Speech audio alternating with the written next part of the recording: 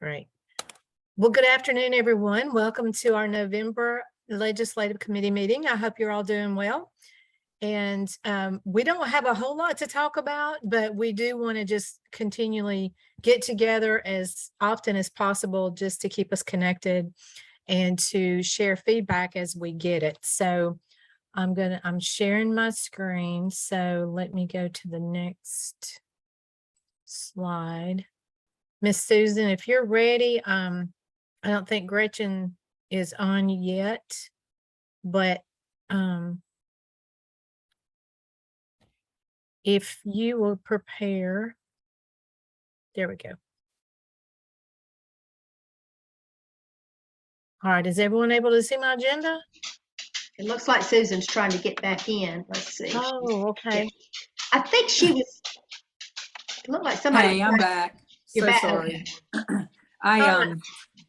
When I went to press that I got it, the recording, I actually selected leave meeting. So Yeah. I apologize about that. I hope everybody's doing very well today. I just wanted to share a couple of things. First of all, just what we talked about at the Legislative Academy's first session.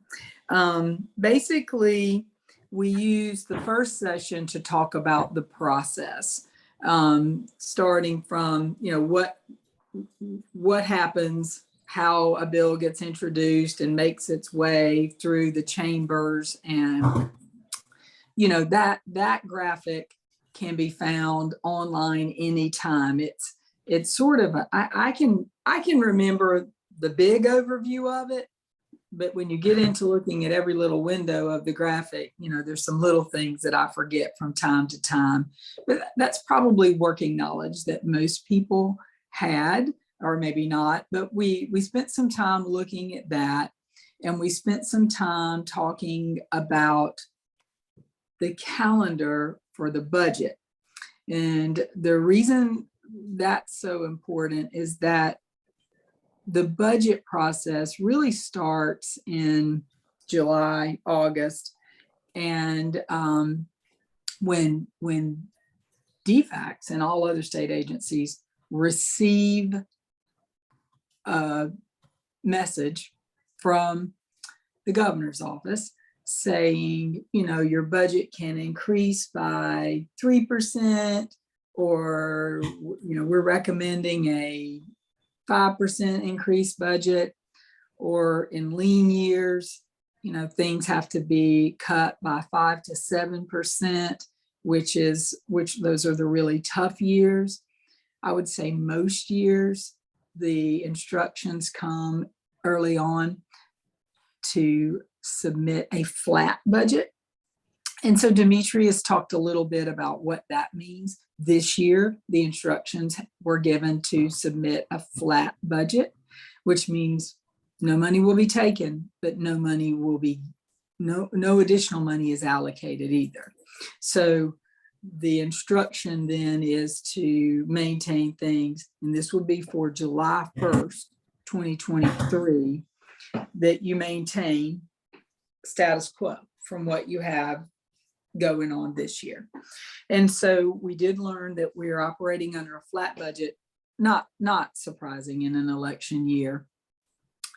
They added the caveat that, once session gets underway and the governor does his state of the state address, that additional funds could be added, and additional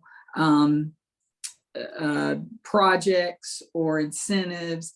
Last year's a great example of, I think they were given a flat budget and ended up adding, the pay raise for everybody as the session opened. And so right now, operating under a flat budget, the departments then often have the opportunity to go over and talk with the folks at the governor's office in November. And that is when they can talk about all the strides that DFACs, child support, aging, DBHDD, DCH, everybody has the same process, but they can go over and really talk up the work of the agency. And so that kind of leads into not a whole lot happens in December, and then January kicks off the session again. It always starts on the second Monday, I think is what they said. Yeah, so it'll be the 9th that we will kick off this legislative session this year.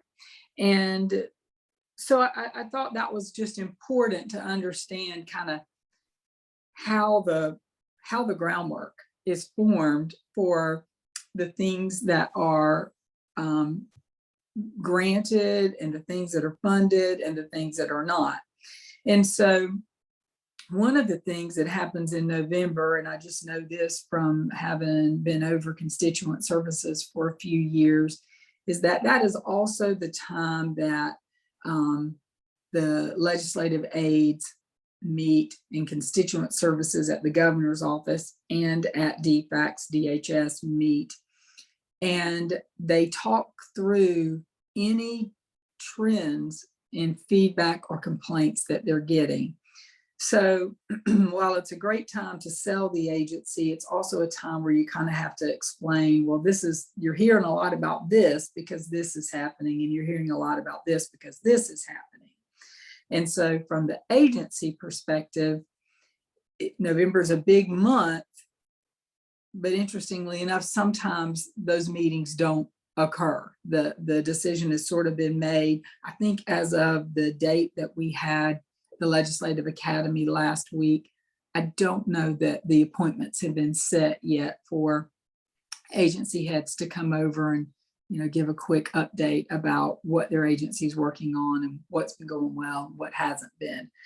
So I don't know if that will happen this year or not. I mean, it's an election year, and I think it'll depend on the outcome of the election. So maybe that's what they're waiting on. That's just me speculating. So the first session was to understand the process. And that will lead into the second session, which is to understand who influences legislators. And we did pause for a moment and go over what is allowed and isn't allowed per policy for an employee. And so, as an employee, I know you all know this, you're really not, when you're representing yourself as an employee, you really are not allowed by policy to advocate for or against anything. When you are not at work and you are not representing yourself as an employee, say your child plays on the baseball team with a legislator's child and y'all have struck up a friendship. Of course, as a private citizen, share whatever you like. You can also always share how a proposed piece of legislation would impact you, the impact you can share your experience with that. It's a little bit of a blurred line there, because if you do share your experience, you're typically sharing it from the perspective of an employee. And as an employee, we do weigh in on legislation, but you just want to be mindful of we are an extension of the governor's office. And so while we are an employee, we follow the lead of the governor. Now, if the legislation is going to have detrimental effects on children and on staff, certainly you should share that. I guess what I'm saying is just, you probably don't want to go rogue. You can, it's your right, but it could backfire on you a little bit. As a private citizen, you can contact your legislator. I encourage you to do so. Try to strike up a relationship with them if possible, and let them know as a citizen how you feel about certain things. And again, you can share your experience as an employee, but you just want to make sure you clearly delineate, I'm speaking as a private citizen right now and not as an employee. So we went over that because that's always something that is a little tricky to remember. Can't use your state equipment, can't use your laptop or your phone. You can't interact with the social media accounts of legislators during work hours, on your work computer, on your work phone. I don't know how closely all of that is policed, but I do know that is the policy. So I'll send out something toward the 1st of January that will let, it's how you can find out who your representatives are. So the influencers that we will hear from on November 16th will be constituent services. Believe it or not, they have a lot of influence in how legislators feel about the work of the agency and what they know about the trends and issues that the agency's having. I don't mean that in a negative way. It's just if something is not staffed to the level that it needs to be staffed, if it is not funded to the level that it needs to be funded, typically they're going to get feedback from constituents on that. And so constituent services tries to share information that helps explain what's going on with the governor's office of constituent services and also with legislative aides that reach out. So we'll hear from constituent services. We will hear from Polly McKinney with Voices for Children, as they are some of the more powerful lobbyists for agencies that serve children. And she can talk a little bit about how they go about lobbying, and we can, offer to be of assistance with her in any way we can be, if that would help their position. And then we will wrap up the Academy in February with a tour of the Capitol. Carol Christopher Parrish has talked with a couple of legislators, one of them being Chairwoman Katie Dempsey, who would be wonderful to hear from. She has tentatively agreed to talk with the Academy participants in February. Of course, it's during session, anything could happen, but right now that is the plan. And she'll just talk about how information comes to her, how decisions are made, and we can share with her anything that might be helpful without, advocating or lobbying for anything, since we will be, it will be during work time. A couple of notes that I made other than the November meeting and then the flat budget. Of course, Demetrius pointed out the difference in the amended, which he calls the small budget, and the fiscal, which is the big budget. And the amended budget and the fiscal budget each have their own hearings. There are 5 budget hearings held between January and April. Part of the homework for the Academy participants is going to be to attend a budget hearing, preferably the big budget, the one that starts July 1st. But if the timing doesn't work out, the supplemental or smaller budget hearing would also be okay. The amended supplemental budget is where they shore up things mid-year to get them through the rest of the year. Sometimes they have to move funding around. Sometimes they have to request additional funding for things such as out-of-home care and that sort of thing. And all of that gets cleaned up in one of those budget hearings. Let's see. Oh, I guess I knew this, but I wrote it down because I didn't remember it. Of course, once a bill is passed by both chambers, it will go into, the governor has 40 days to approve, and no action, it will automatically be approved. The governor also, of course, has the right to veto any legislation, but then the legislators can override the governor's veto with a 2/3 vote of each chamber. I don't know what the likelihood of that ever happening was, but I thought the governor could veto and that will be the end of it. So that was learning for me. Look at my notes. And then I know there's several people on this call who participated. I would love to know if they learned anything that they didn't know, or if they learned anything that they found helpful. Those were all the bigger notes that I made. Okay, so who on here was one of the participants in the last time that can kind of share some feedback?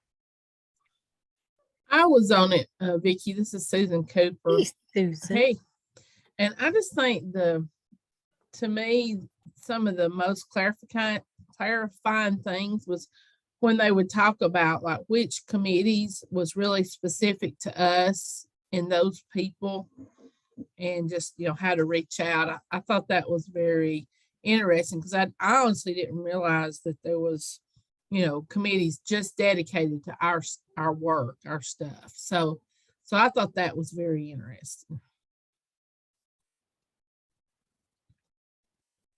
It's my learning about the session and legislatures and the way it works. It was cumulative over time.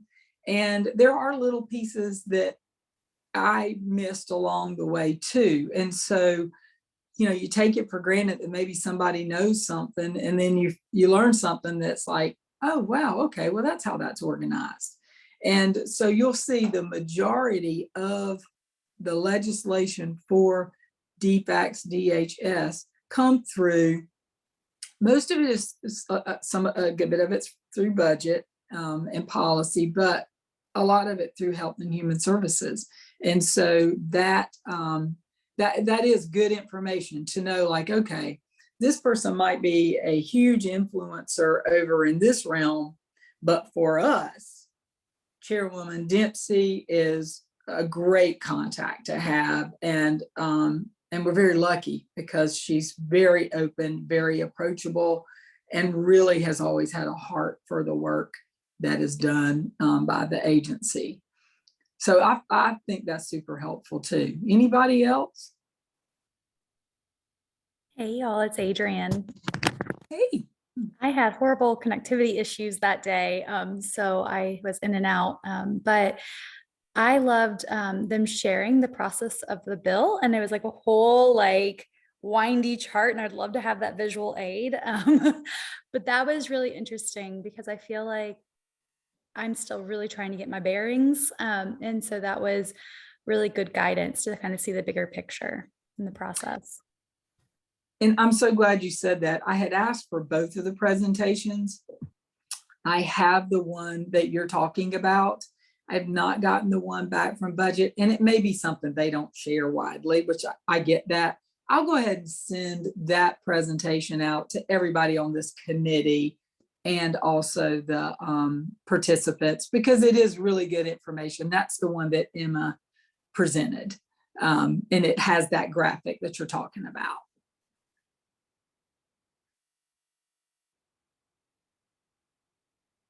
All right. Anybody have anything that they wanted to see that they didn't see? I mean, we're not done yet, but it's good food for thought as we look to next year.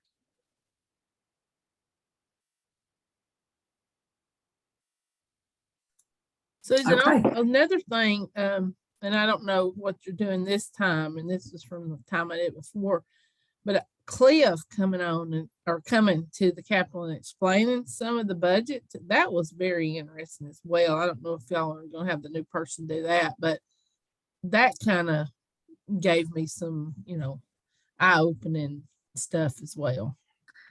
Yeah, Cliff had this ability to really explain the budget in a way that you understood it from where you work.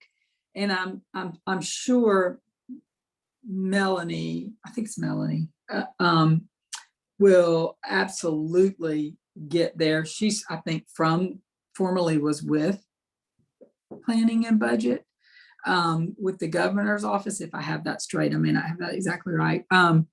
But the only budget overview we'll get this time will be the one we got in session 1. It was easier for them to do it while we weren't in session, and they couldn't really commit to that February date. And we may need to look at next year having the Legislative Academy start earlier in the year and then wrap up so that, you know, we're ending with that tour of the Capitol in November, because we can't get really any real firm commitments during session. People can say they plan to, but anything could happen. So that's one of the things we're talking about. Hey, Susan, this is Phyllis. Hey. Hi, I'm sorry that I missed the session last week or whatever. Is there any information that can be shared from that? Yes, I will send you one of the 2 PowerPoints, and I will re-ask Mr. Taylor for his. It had a lot of really good budget information. My favorite graphic he had, though, was the color wheel of the calendar and what happened in what month for budget, because budget just really guides so much of the work that we have with the session. I'll re-ask him again if he would mind sharing that, or at least just sharing that one graphic. And I'll get that out to you. And Susan, this is Jan. I missed it Thursday also. I had emergency surgery, so I would love to have it also. Yes, and I hope you're okay. Yes, my appendix decided it wanted to get ugly with me. Oh my goodness. Well, I'm glad you caught it early. Yes, I will, and I was going to send them to everybody anyway, but I'm sorry I'm sorry y'all weren't able to join. Okay, I'll do that. The other thing I wanted to, and we can finalize this during the next meeting, but it's something that we need to talk about and to think about between now and then, and that is what our priority will be for this upcoming session. I can imagine if we want to kind of piggyback, I don't know this for sure. I'm just reading some tea leaves here. I imagine one of the priorities for DHS is going to be the increase in this says maybe eliminate age and say resources for all children, as even younger children are presenting with more and more mental health needs. That was a response to me proposing to Vicki and Gretchen that one of the priorities this group may be interested in would be more resources and access to help for older youth who present with mental health challenges. And then the response was, well, actually, younger children are also presenting. So let's just advocate for more resources. I do think that will likely be on the agenda for DHS. Again, I'm guessing, I'm not positive, but from all of the work I see going into trying to find placements and find resources, and just in talking with people at the fall conference and the summer conference, that just says we keep losing people because we've got to find some help. The youth with really high needs are burning out our case managers. So that's a suggestion. It does not have to be a priority, but I think we want to build a priority list of, 1 or 2, 3 at the most priorities that we want to advocate for during the session. So we can do this one of a few ways. We can talk about it more on our next call. You can email me what you think we should prioritize and advocate for, and then I can present it back to you at the next meeting.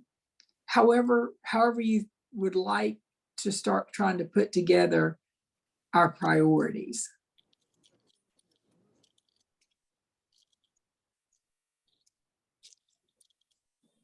Hey, Andrew, I'm going to put you on the spot. I think I saw you on the call, but would it be possible to tap out to, or reach out to, rather be a better word, to the CQI leaders in each of the regions and see if they're seeing a trend in this and what the regions tend, they seem to be struggling with the most when it comes to this?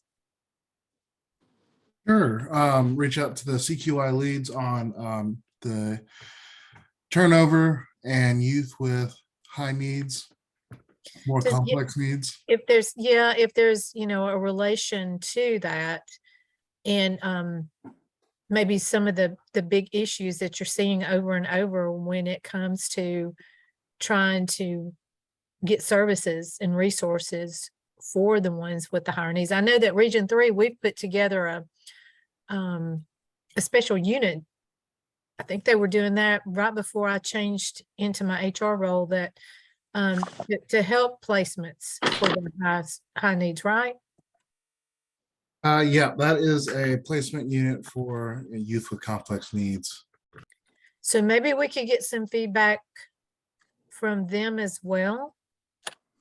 I'm just trying to beat the bushes to see any and all information that we could get out of all of the work that we do and what we're seeing, what we need help with, the resources that we need that just aren't there, or there's not enough of them, that they get used up so fast, or the funding, or whatever the case may be. I'm just trying to figure out, how do we put our feelers out to get that feedback, to get that information? Hang on, I see a chat coming up. Who's the Hey, chat? hey, this is Adam. It's my chat. I was just gonna say, Yeah. we need to loop in Audrey Brandon. She's the complex care coordinator for the Okay. state.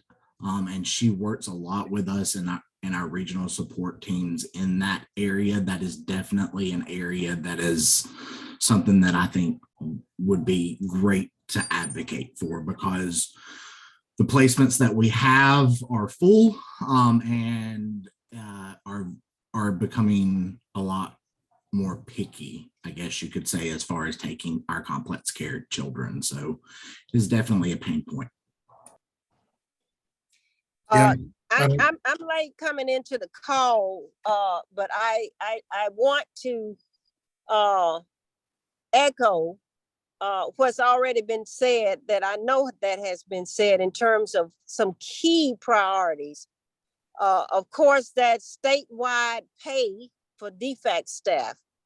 And I know everybody saw that news story, what happened in Fulton County when 25 workers walked off the job. And that's an indicator of how low staff pay is across the state and how that needs to be addressed. The state of Georgia pays DFACS workers too less. They pay educators too less. We're going to have to do something in this state to prioritize what DFACS workers get paid and what educators get paid, because these people work with our children and our youth, and they are our future.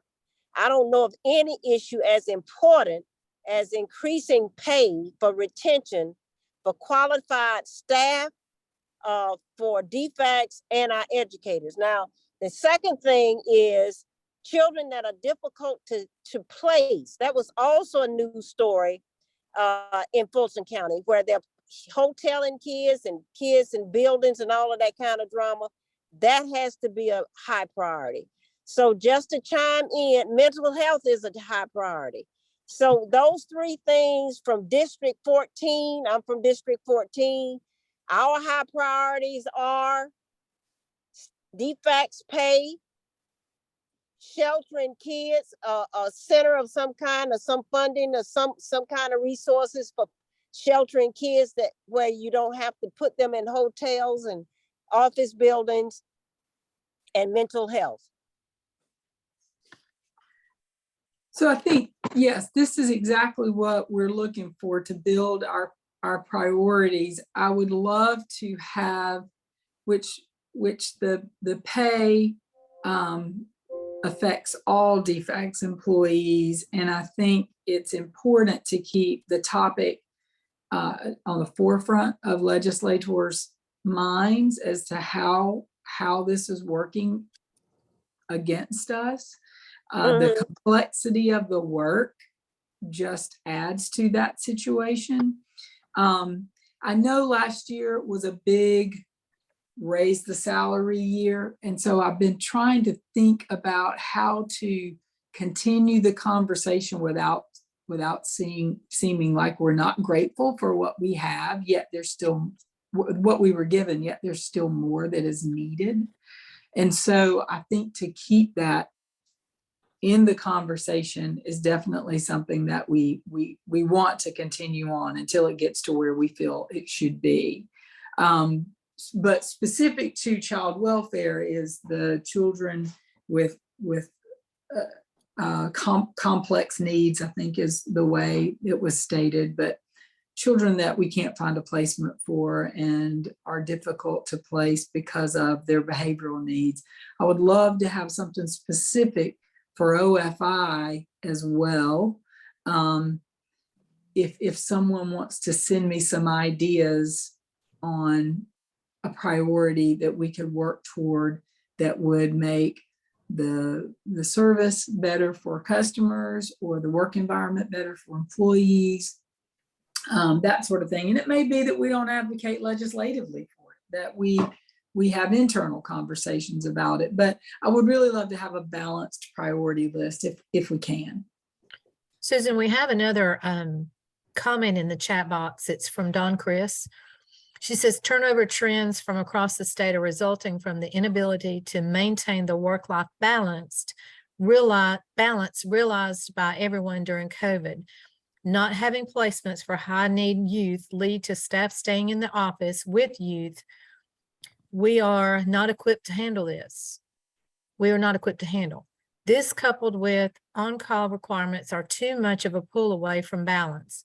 Pay helps when staff can't make ends meet, like high rent, inflation, etc. However, personal safety and sanity rank over everything else. And just in Region 3, being in HR, we're having so many leave because they already have a high case balance or a high caseload and they're working all these hours. Then they have to do on call too, which is just more added onto it. So we've had a lot that has left because of the on-call situation. So I would have to say I see that a lot in Region 3. It really adds. I think it's like the straw that broke the camel's back. Every region, every county in our region struggles with it. I agree. Good afternoon. Hey, this is Jennifer. Also, mental health for children obviously is very important, but I've noticed a trend that it seems like a lot of those complex youth also come with substance abuse issues. And a lot of placements will not take them until they have completed some sort of treatment process. And there are a very limited number of substance abuse treatment centers that will take children, people under the age of 18. Most rehab facilities are geared toward adults. So maybe just throw that in there too. That's a good point.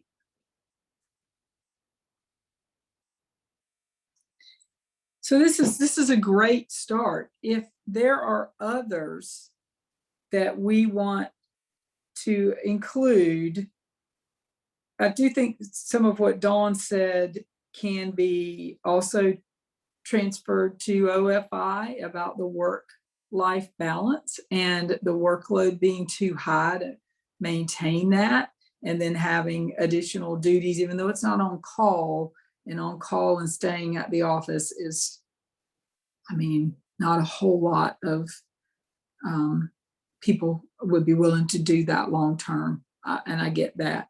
But I think we could wordsmith that to where it's, the work is so complicated and so demanding that the pay increase is wonderful. However, unless we can fix some of these other things, we no longer have a workforce that, some of the old, I hate to say this because I'm not minimizing it, but some of the old timers might be willing to work like that. But I know that there's just a better balance out there with the younger employees. They want that and demand that, and that's not wrong. I applaud that. Can you hear me? Yes. I've been over here talking and trying to talk, except it's not doing this, and my mic wasn't on the right thing. I'm so sorry. I really have been trying to stay engaged with OFI. I mean, try to give some input on it from an OFI perspective, but I guess my mic wasn't on the right thing. So, so I will agree to say that yes, some of those same things, but in talking to, there's a couple of different things and initiatives that we're trying to do in OFI to try and combat some of that. But I will say that everything that you really have talked about is in reference, and again, I think Vicki said this, I'm not sure if this goes from a legislative standpoint or if this is something that we talk about internal, but the struggle of our old policies in this new world, the things that we thought could never happen, has happened with being able to work virtually and being able to really service better population, service more and work more when we don't have all those interruptions of the office. Makes a difference. Of course, we know pay could always be different, but it's always appealing. We got a big hiring initiative going on in OFI, and I have a lot of people that applied. I had 466 different applicants apply for positions. Wow. Blew our mind, right? And while we're able to engage with some of them really are saying, hey, the flexibility of having to go in, the flexibility of they're telling me that I have to go in these days, or, those type of things, or not having that flexibility does determine if someone can be able to, will take the job and the pay. With everything else going up and our pay, not really, when I look at, I have to put gas. And even if the office, some of those offices are 20 minutes, 30 minutes, 45 minutes, to them, when they look at that, it does deter them when they can take some other positions someplace else and be able to have that ability to work virtually. I think so. Whether that, and again, this is where my limited knowledge comes in, whether that is from a legislative standpoint of policies that are put in place above us, or we need to look internally to have that conversation. I think it's something to really vet and look at, because we still have some of those old policies that we're trying to make fit into a new process that we're trying to do. And I think that we could really accommodate more people. I will also share this, just while my mic is on, is that I'm in an initiative right now where we're working with all of our state agencies. That's DCH, DBHDD, I'm probably not going to say that very correctly, but all those acronyms. There's a DJJ, there's a whole lot of us in an academy together that we're working on looking at some of the practices that we do, right? Because sometimes when we're talking about that mental health that you're talking about, sometimes there's resources that are out there, but we're not collaborating with the right partners to be able to know what we have. So we do have an initiative where we're looking at some of those things. It's called the 2Gen approach. Very, very big approach that the governor and the powers that be really wanted us to get all parties in the same room and let's talk about processes that we can do, that we can look at to kind of help streamline. So as I get information, I will definitely share with the group, but just wanted you to know that there is an initiative out there where we are trying to do some of those things and look at where some of our practices, we're not being able to maybe use them to the best of our ability because we're not really reaching out to our community partners to get the resources that they have. So there's a lot of things that we just don't know about. I mean, everybody's at the table from Department of Ed, early learning and childhood, CAPS and DCH, and, all these different initiatives that are at the table trying to have a conversation and say, how can I connect to you? How can you connect to me? And what resources do we have that we don't talk about enough to see what we could do for each other? So just thought I'd put that out there. Oh, wow, that's fantastic. Is it a regionalized approach, or it's different people from all agencies and different parts of the state? So they looked at, if I can give big picture without knowing all of the details, because I just kind of got an email that said, hey, we're signing you up for this. But it is all state entities sitting together in the same room. There's a certain number of people at different levels of their career sitting in the table from different partner state entities, right? To say, what does DJJ have? How do we help? How do we look at it from the whole family approach, right? So there's a lot of uneasy feelings sometimes because we hear the problems that families face. We're listening to the families that say, when I went to go apply for this benefit, I didn't get it. This is why I ended up with the CPS case. And this is why my child ended up in DJJ. And we hear some of those uncomfortable things. And so we're talking about practices. But while we're sitting on the other side of the table listening to the families, we all know that it's not us that's making those decisions sometimes. We have some policies and processes and procedures that are in place that are made above us, and we need to really look at revisiting those. So it is a pretty large group, maybe I say it pretty large, maybe about 20, 25 of us that are in that academy together. It's pretty intensive. And so, you know, at the end, of course, we'll come up with some capstones and some presentations that we'll present to the parties to say, maybe we could try this approach, maybe we could try that approach, to be able to look at it. But I will definitely share, and I'm going to be taking notes from this group so that I can provide that back to say, let's talk about, you know, this is something that was mentioned. And, you know, if we look at this approach, do we have some community partners where we could accommodate some of these requests and those type of things? So I will share as much as I have to share, and then take as much as I can from this group to pass on to them as well. Perfect. Hey, thank you. Thanks for sharing all of that. All right, we have a Okay. couple more chat comments in here. I'm going to read off. Jan Prescott. For OFI, I think the training needs to be upgraded and a revamped policy and system needs to be taught at the same time. Farrah Burgess agrees with Jan. And then Don Chris says, Georgia needs mental health reform. DFACS needs to decide if we're an all around the clock, available to everyone, all the time agency, or are we an 8 to 5 agency with limited access as a government agency and then recruit staff for that structure? We try to function as a hospital does, but we don't have that infrastructure and we don't pay those rates for those weekend, evening, and holiday hours. Mm-hmm. I agree with that. This is That Gretchen. is true. That is true. Yeah, well spoken. And that's where we're struggling. People are not willing to do, even though you tell them in the interview, it's like when it happens, it's what? I got to be on call or I have to work after 5. That's a struggle. And then Janitra, that's wonderful that you're on a committee initiative or whatever, but I just hope that somebody's at the table expressing that, you know, we seem to be the go-to agency, even though we have all these sister partner agencies, they're directing families to us. And honestly, I think they just need to, I mean, it's not that we don't know what they have available, it's they need to step up and make it available to people. And I don't want to be, I guess, negative, but that's just the reality we're working in right here in the field. You know, we've got people from DBHDD who clearly, families who've reached out to them, clearly their child has mental health needs. Their suggestion is call and make a DFACS referral. Yes, DFACS is definitely the catch-all for everybody.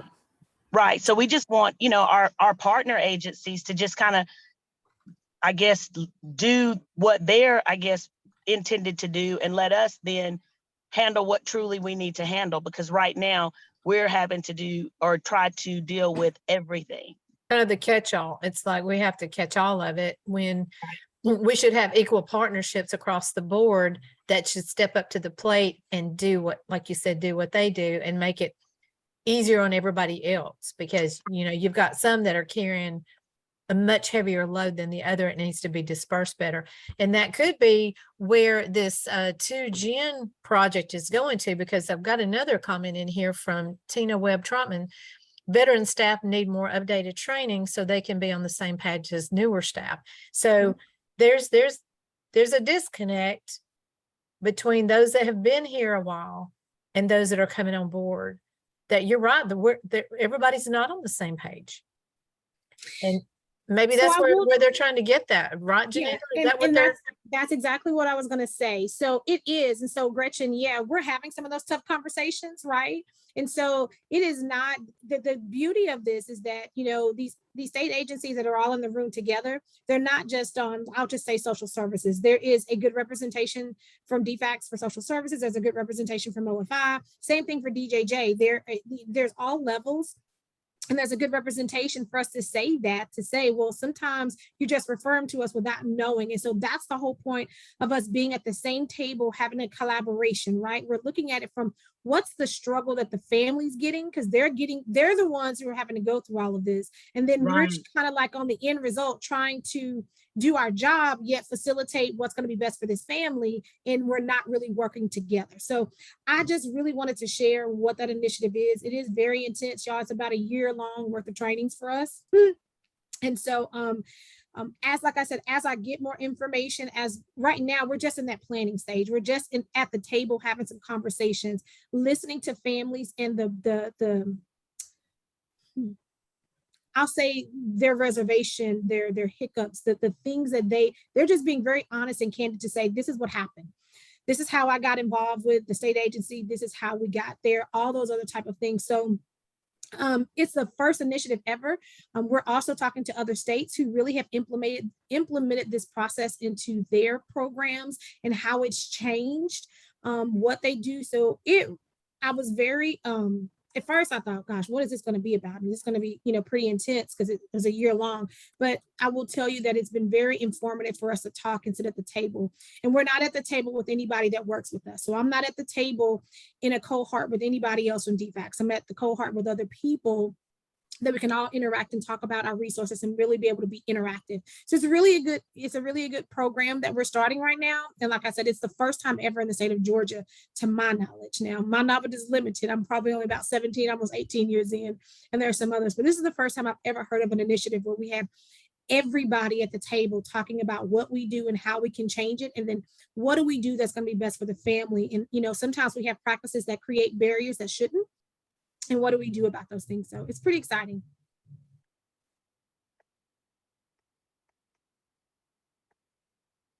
That is definitely exciting. We have one more comment, Andrew. A tidbit in response to Don's statements on on-call pay rates. Firstly, amen. Secondly, at the last County Director Summit, Mary Havoc did mention there have been discussions among leadership around paid overtime for after hours. And then Gretchen, my understanding is that there are some federal guidelines to work through. Okay. So it sounds like there's been some noise abroad of the on-call and the different things, but Janita, it is exciting that the agencies are coming together as a round table and trying to find good solutions so that everybody's at the table, so to speak, and giving it their all, so that these families that we are trying so desperately to help, we're an extension of each other. We have to surround them as a collective unit. What do you need? Okay, I've got that. What do you need? Okay, I've got that. What do you need? Okay, I've got that. And then that family gets what they need, from top down, services, mental health issues, whatever it is. So that's really exciting. Also, not every county and every region have the same resources available outside of DFACS.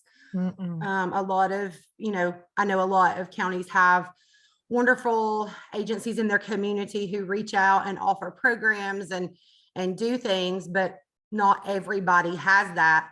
And so it would be beneficial maybe if someone, and I'm not volunteering for this, could put together that list of, these counties have these programs. What can we do to get those programs to extend to other areas? Or are we dropping the ball somewhere on finding these outside resources that could potentially, be a benefit, I guess is. And I know based on when I was in Region 3 and was part of the CQI team and in different regional activities, we tried so many times to wrap our arms around the services that were available out there in the community and all this. But every time we ran into the issue of the services come and go, or they run out of funding, or right. So it's like, it's so hard and so difficult because it's not a freestanding service all the time. It ebbs and flows. And so that was our struggle, was because we would find services or think we found them, call them only to find out, oh, I'm sorry, we ran out of funding, or we don't have that program anymore, or, the list is endless. But that was one of the struggles that we had, was to trying to keep an up-to-date list and get it disseminated to all the counties and keep it updated. That's kind of a full-time job in itself. And I know Family Connections, I think it was in Rome here, they did a great job in trying to put like a community resource website together. But it's just hard. It's hard when they change so often. New ones pop up. Oh, yes, definitely, for sure. And also, like, people move a lot in Georgia. They do. And whether that's from another state, because we do border what, 1, 2, 3, 4, 5, 4 or 5 states. So not only do they, move here from other states, but they move from North Georgia to South Georgia to Metro. So a lot of times I think they're just frustrated because help they were getting here, now they can no longer get, now they no longer have access to. So that was just kind of, if there could just be some kind of streamlined process. I mean, I don't have all the answers, obviously, but it just, I know we used to have a lot of people in Walker County who moved from Chattanooga, Tennessee, because like 20 miles. And they would come into the office and just be shocked because we didn't have this, and this that Tennessee offered. So I don't know. I'll ponder on it a little bit, tell y'all what I can come up with. All right. Okay. Any other Okay, well, feedback? Go I ahead, think Susan. the amount of conversation really has kind of solidified this is a big need. And I do think that extending it over to now I'm talking legislatively, internally, I think there's some discussion, especially with OFI, around training and including the system with the policy training and the flexibility around work, that really legislators would leave that up to the division to decide those things. But I think internally there's some advocacy we could do with that. Legislatively, I think the amount of feedback on how complicated the jobs are and the unwillingness of people to accept all of the complications that come with both OFI and child welfare, but especially those that interrupt work-life balance, which often come with a child who we can't find placement for, have just created a situation where we can't hang on to people. And so I think there's a way we can write this up so that, one, the good news is I know DHS leadership is working on this. I've heard it from too many people working at too many agencies. And it's not easy because DFACS has a long history of being the buck stops here. We're the last house on the street, and we accept everything and everyone. If and no one while else that's will well take it, we do. intended, pardon? I said, if no one else takes it, it's almost like we have to. Right. And so, and that's a culture change that I know DHS leadership is really working to change. And, I don't know that you make a lot of friends doing that, but I think the issue is seen very clearly. And they are working on this on a daily basis. I do know that. So that's great news. I think we will be in line with the direction that the agency's going, and sometimes we're not going to be, but I do think we will be this time. And I think one opportunity that we may have as we move into the session is once again to collect those stories of this is what this means. This issue, this is how it plays out in the field. This is what happened in my world related to this issue. The stories y'all shared today had, 437 people apply for a job. Clearly, the job looks attractive. Where we lose people is when we get into the lack of flexibility and that sort of thing. And then, of course, the comment about, sure, we share that you're going to be on call. On call is one thing, spending the weekend at the office with a child who can't be placed takes that up even another level. And we don't have the compensation that even makes that worthwhile, you know. Also, Susan, we're dealing, and I'm not knocking anyone's age on this phone call because I don't, or this meeting, because I don't know most of your ages, but we're dealing with a whole new generation of workforce who has completely different, I don't want to say work ethic, because I feel like they, you know, some of, obviously people want to work, but like what they're looking for in a job is different than say what I was looking for in this job. I think it's a definition of work-life balance. Their work-life balance is a lot different than ours. Theirs has more take care of me time Yeah. than Mine was burn the candle at both ends, just get it done. right. And I was 29. I had a 10-year-old. I was looking for something that had flexibility because she played sports. I was looking for something that was Monday through Friday. I was looking for something. The pension was a big pull for me. I'm in that group that, you know, one of the last groups that got a pension.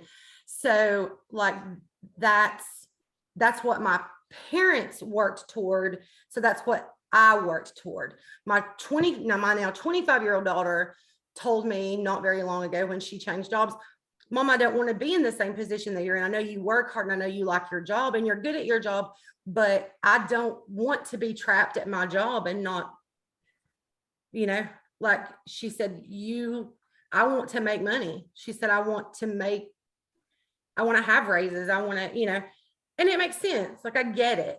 So I just also, you know, this is a whole conversation in and of itself, but you know, pensions aren't really they're a thing of the past. So I know my kids just expect to be working for 50 years in order to retire. And so there has to be balance along the way, or you know, there's not really this retirement date in your 50s out there on the horizon. If you start working at 22, that, you know, you can retire and live.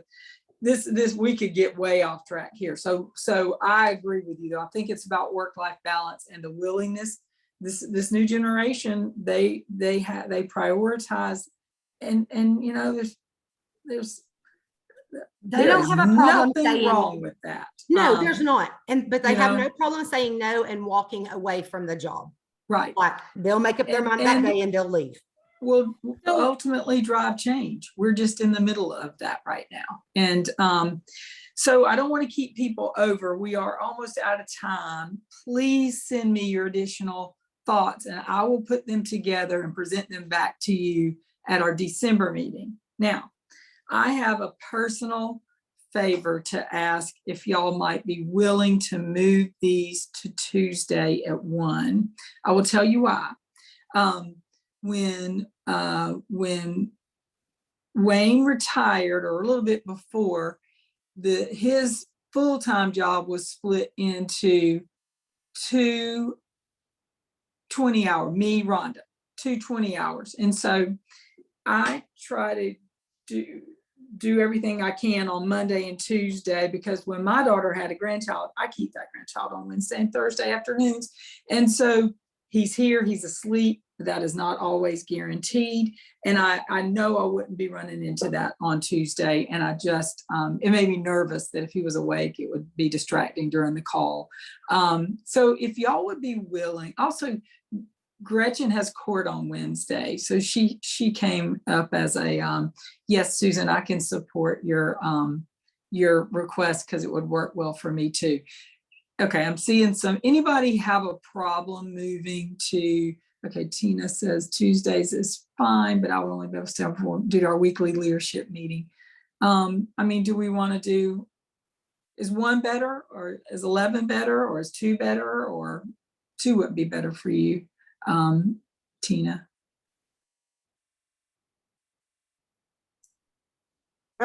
No, don't let me be the only person. I mean, I can, like I said, I can do 1 to 1:30 and then catch up for anything for the last 30 minutes. It's no problem.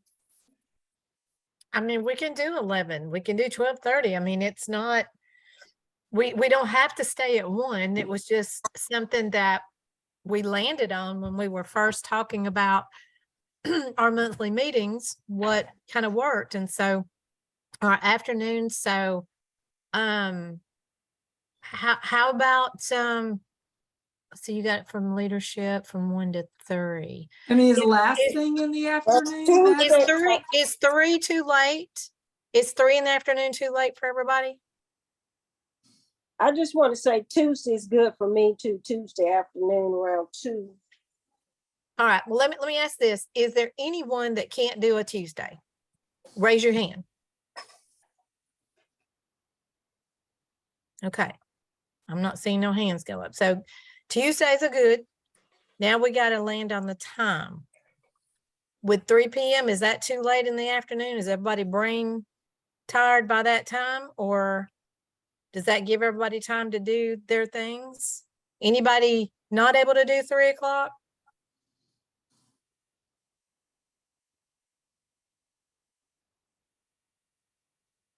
Okay. 3? Tuesdays at 3? Thank y'all. Perfect. That's good for me.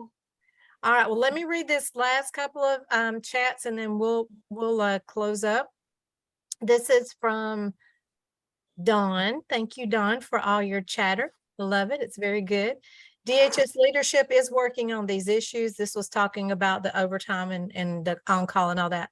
It's all other agencies who are not held accountable for executing what their funding grants are set out to accomplish. Schools have hired far more social workers than ever before, yet they only carry 30 cases they might have to contact with once per year. DJJ has no accountability for not providing reasonable efforts to remedy dependency. Mental health has little to no case management function. Well said. Is it okay if I emphasize those words? Is that how you meant it? How I read it? And then she said, we were talking about work-life balance, and then she hopped back in and said, knowing you will be working for 50 years makes you adjust your work-life balance thermostat to what you're willing to tolerate. Makes sense. All right, Tuesday's good. Okay, 11:04. Anybody else? Anybody else have another meeting? Jump on. All right, Janedra. Thank you, Janedra. All right, so Susan, any closing thoughts? You ready to go? No, I think the only thing Dawn Chris left out of her chat was go dogs. So we Oh, can end on I that. missed that. I She missed didn't- that. All right. Thank All y'all. right. Well, thank y'all so much. I appreciate it. It's been a wonderful hour and lots of information. So thank you for being so engaged, so enthusiastic, so supportive, and we'll get there together. All right. Y'all have a great rest of your afternoon. Hey, Vicky, wait for Yes. you sign off. Hey, What? what was decided? Tuesdays at 3. Okay, The first Tuesday of each month at 3 o'clock. So the Okay, next meeting is December the 6th, right? Yes, that's the first Tuesday at 3. Okay. okay. It'll continue on Thursdays. I mean, golly, Tuesdays from then. Okay. Yeah. Hey, December 6th. is Susan still on? She is. Susan Boatwright? Okay. Yes, you, Susan. Hey, Yeah, listen, hey. so when's the next academy? Next academy is November 16th at 10:30. La, la, la, la, la, la, la, la. Pretty Okay, sure. Yeah, November 16th at 10:30. I'm 99% sure. okay, and tell you. I think you sent an email, but I just wanted to jot it down real quick so I just You know. should have an appointment. Yes, November Mhm. 16th. We'll talk about the influencers and any homework that will come first to the session, which is basically going to be to observe a budget hearing. Okay, so there was no homework given at this first session. No, none. Okay, well, that's good. Okay, good. All right, okay, well, I will see you and Vicky next time. Thank y'all so much. Okay. Keep me in your Great prayers. call, y'all. Susan Yeah, Have a good Boatwright. day. great call. Susan Boatwright. Yes, ma'am. It's Rhonda. I got to ask you one quick question before you go. Yes. Hey, Rhonda. Hey, y'all. I just want to ask Susan something. Oh, no, I'm leaving. All right, y'all have a good one. Bye-bye. Okay, you can stop the recording now, Rhonda, if you need to. Okay. Yeah, I guess I better before I start talking. Yeah. Bye. Were you,